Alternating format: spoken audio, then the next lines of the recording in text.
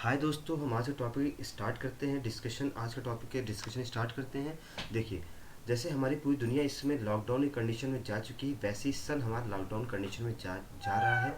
Lockdown की condition सन के लिए बेसिकली यहाँ पे क्या है, सन की बेसिकली दो स्टेट्स होती है, एक सोलर मिनिमम और एक सोलर मैक्सिमम। ये जो टाइम पीरियड बताया जा रहा है, ये सबसे ज़्यादा सनसाइन रिसेशन का टाइम बताया जा रहा है। हम इसके बारे में पूरा डिस्कशन करेंगे, लेकिन उससे पहले जानते हैं इंडिया और वर्ल्ड में कोरोना कितने केसेस चल रहे हैं। अगर इंडिया की बात करें तो कोरोना के कन्फर्म केसेस 1,06,750 के लगभग पहुंच चुके हैं करीब, और डेथ का टोल 3300 क्रॉस कर चुका है। वर्ल्ड में कन्फर्म केसेस लगभग 50 लाख के करीब पहुंच चुके हैं। डेथ का टोल लगभग 3,25,000 के करीब पहुंच चुका है। अब हम सोर्सेज के देखें, timesnownews.com का, सन रिपोर्टेडली एंटरिंग सोलर मिनिमम। इसी तरह से अगर हम एक और आर्टिकल देखें न्यूज जेडाइटी का, now the sun has gone into lockdown, reduced activity on the solar surface has sparked fears of doomsday mini ice ages. तो इस से अब हम अपना डिस्कशन स्टार्ट करते हैं। देखिए, बेसिकली सन को अगर हम एक हॉट गैस, जो कि सन एक एक्चुअली है हॉट गैस, वो पूरी तरह से हॉट गैस है, अगर उसको एक बॉल की तरह कंसीडर करें तो जो बॉल होता है वो पूरी तरह से इलेक्ट्रिकली चार्ज होता है। और ये चार्जेस जो होते हैं, जो गैस के फॉर्म में चार्जेस, वो पूरी तरह से मूव करते हैं और जनरेट करते हैं एक पावरफुल मैग्नेटिक फील्ड। इसी जो मैग्नेटिक फील्ड जो सन की जनरेट होती है, वो एक साइकिल के थ्रू चलती है। उसी को कहा जाता है सोलर साइकिल। तो सोलर साइकिल बेसिकली क्या है, अगर हम सन एक हॉट गैस है जो इलेक्ट्रिकली चार्ज होता है, ये चार्जेस जो गैस चार्ज है ये मूव करते हैं और जनरेट करते हैं पावरफुल मैग्नेटिक फील्ड। इसी सन के मैग्नेटिक फील्ड को की एक साइकिल होती है जिसे हम कहते हैं सोलर साइकिल। ये हर 11 साल पे रिपीट होती है। अगर सबसे स्टार्टिंग में देखें तो सबसे पहले क्या होता है, मान लीजिए कि एक ऐसी कंडीशन होती है सोलर साइकिल की, जहाँ पे सन के जो नॉर्थ और साउथ पोल है वो एक दूसरे से स्विच अपने प्लेसेस कर लेते हैं। फिर अगले 11 सालों में क्या होता है, सन के जो नॉर्थ और साउथ पोल्स हैं वे फिर से अपने फ्लिप बैक अगेन कर जाते हैं। तो हम इसके बारे में पूरा भी करते हैं, आपको अच्छी तरह समझ में आ जाएगा। देखिए, जो सोलर साइकिल है, ये जो एक्टिविटी होती है सन के सरफेस पे उसको पूरी तरह से अफेक्ट करती है। और सोलर साइकिल जो कि मैग्नेटिक फील्ड की वजह से प्रोड्यूस हुआ है, वो डिपेंड करता है सन्स के स्पॉट पे। देखिए, मैग्नेटिक फील्ड जो सन का है, वो सन स्पॉट्स एक दूसरे से ऐसे रिलेटेड है कि जितना ज़्यादा स्ट्रॉन्ग मैग्नेटिक फील्ड होगी, उतना ज़्यादा हमारा सन्स का स्पॉट बनेगा। डायरेक्टली प्रोपोर्शनल कह सकते हैं। जो कि ये बनता कैसे, मैग्नेटिक फील्ड सन, मतलब बेसिकली सन स्पॉट्स किससे बनता है, सन्स मैग्नेटिक फील्ड की वजह से। तो अब अगर मैग्नेटिक फील्ड में कोई बदलाव होता है सन के, तो होगा क्या कि ये हमारा सोलर सिस्टम है, सोलर सिस्टम में सन एक बहुत बड़ा हमारा ऑब्जेक्ट है। तो अगर उस पर कोई बदलाव हो रहा है तो पूरे सोलर सिस्टम पे वो चीज़ दिखती है। अब हम और आगे डिस्कशन करते हैं कि देखिए, सन के हमने सोलर साइकिल के दो स्टेजेस बताए, एक सोलर मिनिमम और एक सोलर मैक्सिमम होता है। और ये बेसिकली सोलर मिनिमम और सोलर मैक्सिमम डिपेंड करता है कि हम कैसे काउंट करें number of the sunspot को। अगर हम सोलर मिनिमम केस देखें तो उसमें सबसे ज़्यादा कम सन स्पॉट्स देखे जाते हैं, और अगर हम मैक्सिमम केस देखें तो उस समय सबसे ज़्यादा हमारे सन स्पॉट देखे जाते हैं।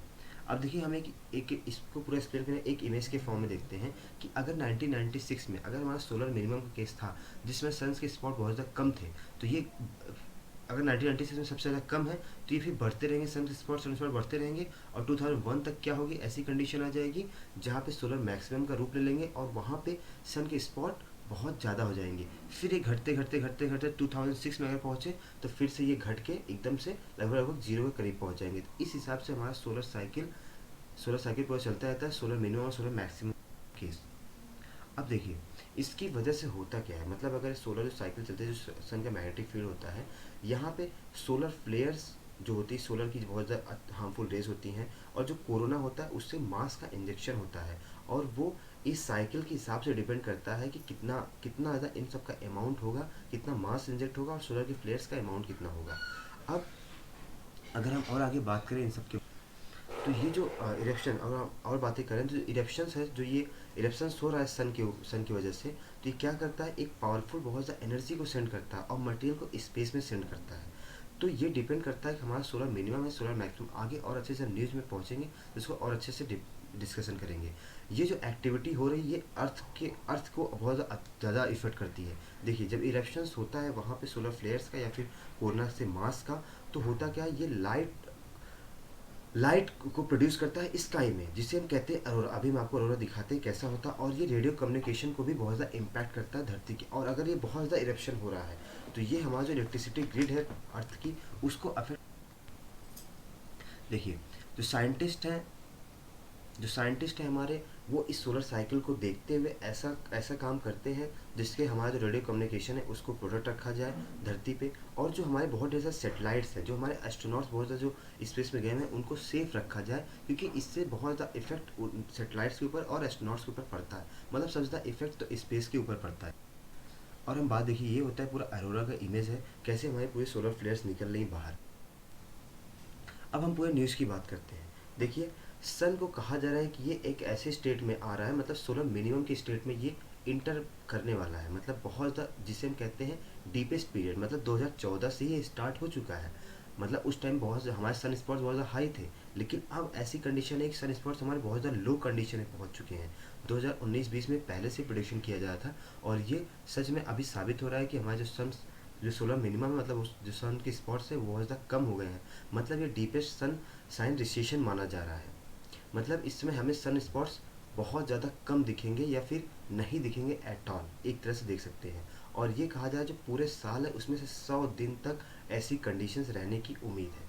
अब होगा क्या कि इस मैग्नेटिक फील्ड की वजह से क्या क्या प्रॉब्लम्स आती हैं। जो देखिए, जो सन की जो मैग्नेटिक फील्ड है इस टाइम क्या क्या उसके ऊपर इफेक्ट पड़ता है उसके बारे में पहले बात करते हैं। सन की जो मैग्नेटिक फील्ड है वो वीक हो जाती है, और एक्स्ट्रा उस वीक मैग्नेटिक फील्ड की वजह से जो एक्स्ट्रा कॉस्मिक रेज है वो हमारे पूरे सोलर सिस्टम में भेज सेंड। तो अब इसके इसकी वजह से हमारे ऊपर, मतलब हमारे अर्थ के ऊपर या फिर हमारे अर्थ के बाहर क्या क्या इफेक्ट पड़ सकता है। देखिए, ये हमारे अगर अर्थ की बात करें तो जो हमारे एस्ट्रोनॉट जो स्पेस में ट्रेवल करते हैं उनके हेल्थ के ऊपर इफेक्ट कर सकता है, क्योंकि जो अर्थ की मैग्नेट जो सन्स की मैग्नेटिक फील्ड है वो वीक हो चुकी है, और वो कम शील्ड प्रोवाइड करी कॉस्मिक रेज की वजह से। और जो कॉस्मिक रेज हैं ये क्या प्रोड्यूस करेंगे, लाइटनिंग स्टॉर्म पैदा कर सकते हैं, और इंटरफेयर कर सकते हैं एस्ट्रोनॉट्स के और स्पेस के जो हार्डवेयर्स है उसमें बहुत ज़्यादा इंटरफेरेंस इनकी आ सकती है। अगर हम थियोरेटिकली बात करें तो ये क्या कर सकते हैं, अर्थ के ऊपर बहुत ज़्यादा टेम्परेचर को डाउन कर सकते हैं, बहुत ज़्यादा लो कर सकते हैं टेम्परेचर को। देखिए, एस्ट्रोनॉट्स ऐसे स्पेस में मूव करते हैं, ये एक इमेज है एस्ट्रोनॉट्स की, तो इनको बहुत ज़्यादा इफेक्ट करेगा एक चीज़ें। अब देखिए, और साइंटिस्ट क्या कह रहे हैं उसके बारे में हम इसमें बात करें। देखिए, और साइंटिस्ट ये कह रहे हैं हमें बहुत ज़्यादा डरने की ज़रूरत नहीं है, और इसको बहुत ज़्यादा मतलब ऐसे लेने की ज़रूरत नहीं है कि हाँ बहुत ज़्यादा हमें हमारा बहुत ज़्यादा प्रॉब्लम क्रिएट करेगा। देखिए, ये नेचर है, मतलब साइंटिस्ट का कहना ये है कि ये नेचर है। नेचर हर 11 साल में जो उसने बनाया हुआ है अपने साइकिल को हर 11 साल में रिपीट करने का, वो कर रही है। तो हमें बहुत ज़्यादा वरी करने की ज़रूरत नहीं है, ये हर 11 साल में होता है, और ये कॉन्स्टेंटली हर 11 साल में होता रहता है। मतलब अपनी सन एक्टिविटी हर साल, मतलब जैसे हमारा सोलर मिनिमम आ गया, सोलर मैक्सिमम, उसके हिसाब से अपने उसके हिसाब से अपनी एक्टिविटीज़ को चेंज करता रहता है। अगर मान लीजिए सोलर मैक्सिमम आ गया, उसमें हॉटेस्ट और मोस्ट एक्टिव रहेगा सन, और अगर सोलर मिनिमम आ गया उसमें कूलर और क्वाइटर के रूप में रहेगा। तो इस हिसाब से ये साइंटिस्ट कह रहे हैं कि बहुत ज़्यादा हमें वरी करने की ज़रूरत नहीं है। अगर हम थोड़ा सा इसकी और बात करें तो इस सब की जो सोलर मिनिमम सोलर मैक्सिमम की बात है, ये हम 17 सेंचुरीज देखते आए हैं। अभी वहाँ की कंडीशन डिस्कस करते हैं, 17 सेंचुरी में हुआ क्या था जिसकी वजह से साइंटिस्ट को ये सारे मेजर्स लेने पड़े।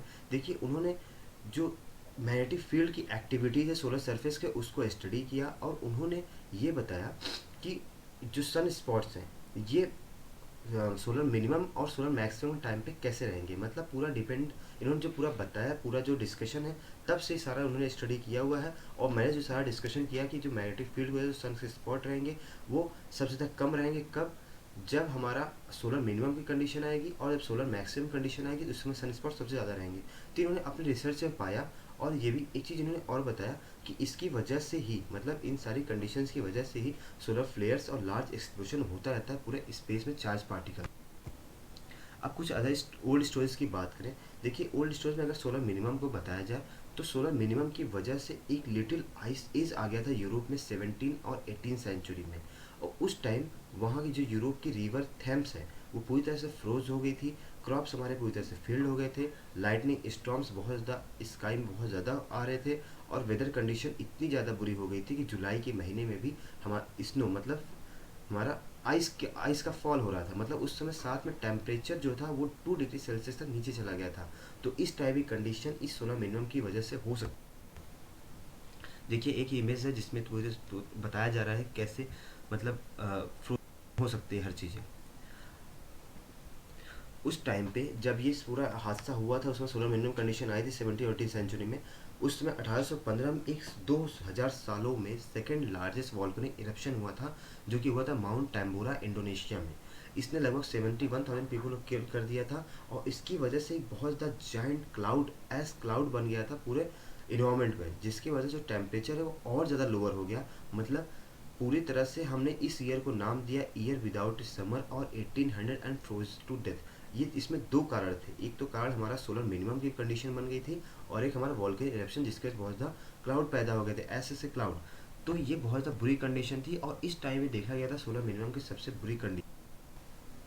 अब हम थोड़ा सन के बारे में बात करें। देखिए सन एक हमारा स्टार है जो कि सेंटर पे लाई करता है सोलर सिस्टम के। इसका डायमीटर लगभग 1.39 मिलियन किलोमीटर है, जो कि लगभग 109 टाइम्स अर्थ का है, और इसका मास लगभग अर्थ के 3,30,000 टाइम्स है।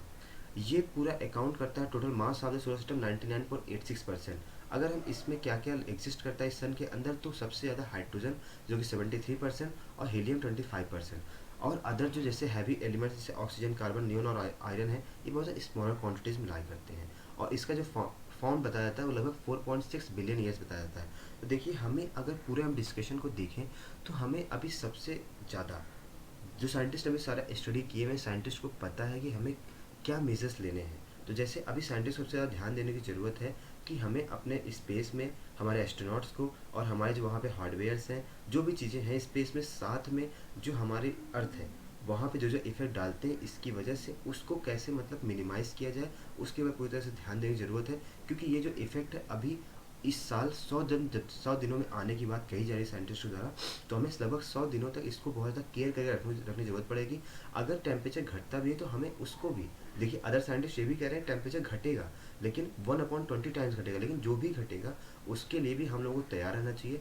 और साथ में सबको इसके लिए भी काम करें, जैसे हम कोरोना वायरस से लड़ रहे हैं वैसे ही हमें इसके लिए भी पूरी तरह से सजग रहना चाहिए कि अगर कोई भी इफेक्ट पड़ता है तो उसके लिए हमें पूरी तरह से तैयार रहना चाहिए।